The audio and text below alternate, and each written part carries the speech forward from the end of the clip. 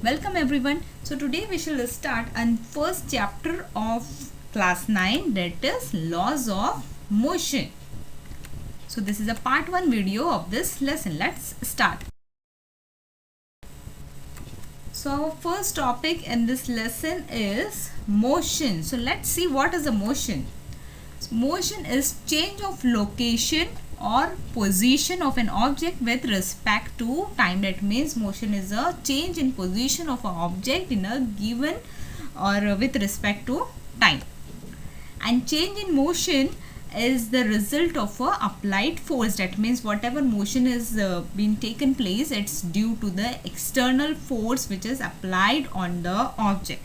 Now here you can observe one example on the screen, that is in first stage a ball is in rest position, at rest position.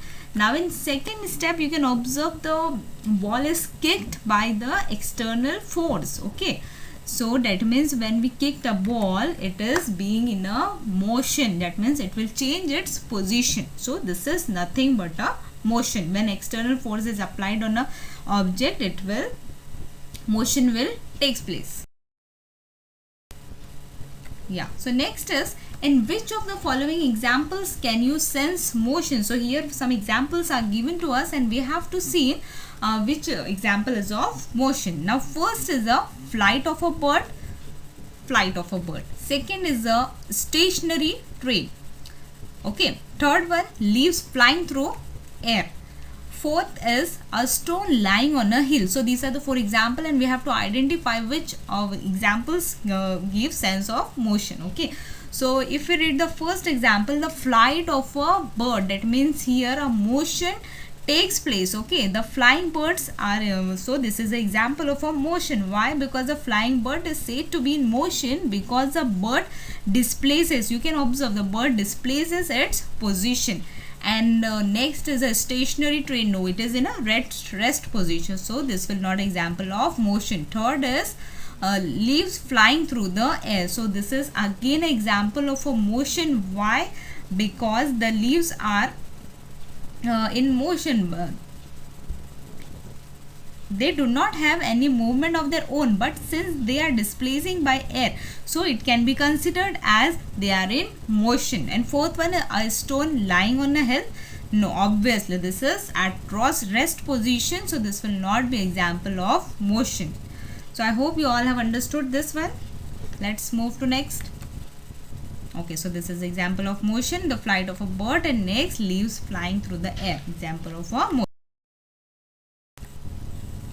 Next, distance. Let's see. So the definition of distance is the length of the actual path between the initial and the final position of a moving object in the given time interval is known as the distance traveled by the object. So we can say this is the longest length, or this is the actual length of the path between the initial means from where the journey has been starting. Okay, and final means the journey is stopped. So this is the initial and final, the total length between the initial and final position in a given time interval is called as a distance, and distance is a scalar quantity. We will see the scalar quantity in our coming slides. So next is definition is displacement. So let's see what it is. So displacement is the shortest distance between initial and final position of the object. So student, just now in our previous slide we have seen the distance. So distance is we can say a longest part between the initial and final position, and displacement is the shortest distance between the initial and final position. So this difference you have to remember. Okay, and it displacement is a vector quantity. This will be see in next slide. So you can observe here the position A and the position B. So the shortest distance, okay, the shortest purple color line you can observe, this is a this is the displacement, and the dotted line, this is the longest part between the position A and position B. So this is a distance.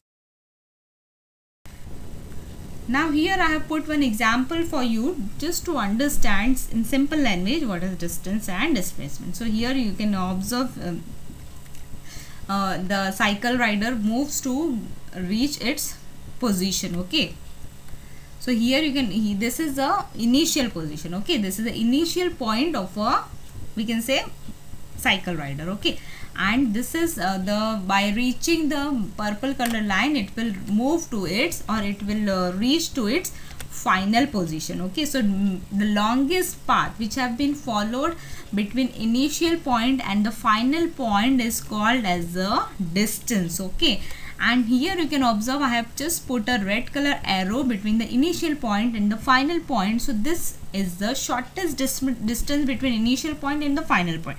So this is the next is the scalar quantity and vector quantity. So these two are quantities of physics. Let's understand what are these. So first we will see scalar quantity. So what is a scalar quantity? A quantity that has magnitude but no particular direction is described as a scalar quantity. Okay, so this is a quantity which has two main things. First is a magnitude and next is a direction. Okay, so scalar quantity will have the magnitude. Now magnitude means size, that means the quantity will have some size or some mass. Okay, so the quantity which has magnitude or size and no particular direction, so this is called as a scalar quantity. But in the next definition we have seen, we will see vector quantity. So vector quantity, it is a quantity that has magnitude or size and acts in a particular direction is described as a vector. So there is main difference between the scalar and vector quantity is about the direction. So a scalar quantity will have the magnitude or size but no direction. Okay, and vector quantity, it is a quantity which has the magnitude or size but will move in a particular direction. So this is the vector quantity. Now here the examples of the vector scalar quantity, that speed, distance and time, and the examples of vector quantity is displacement and velocity. Okay, now what is the difference between speed and velocity?